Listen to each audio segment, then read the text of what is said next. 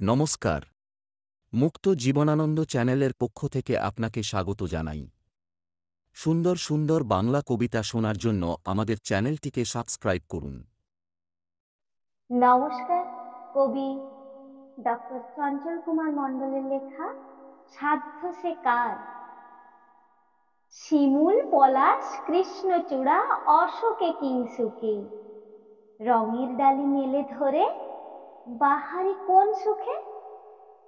হেমন্তে সব ঝরিয়ে পাতা শীতের কুয়াশা বেয়ে, ডালে ডালে কোন সে সুখের বাতাস এলো ধেয়ে। কোথায় ছিল লুকিয়ে কোকিল কুহু কুহু তানে, অলিরাও ধেয়ে এসে ফাগুন ডেকে আনে। ঝরিয়ে পাতা নতুন খাতা, ফোটে নতুন কলি, সেই পাতাতে স্বপ্ন রঙিন ফুলের অঞ্জলি। হেমন্তের এই ঝরে পড়া শীতের দুঃখ যত, ফাগের রঙিন বসন পরে মোছায় মনের ক্ষত।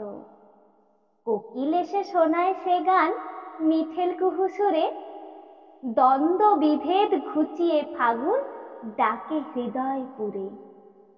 হৃদয়ের ডাকে আবির মাখে মনেরই আঙিনায়, সাধ্য সে কার এই বসন্তে ফাগুন এড়িয়ে যায়।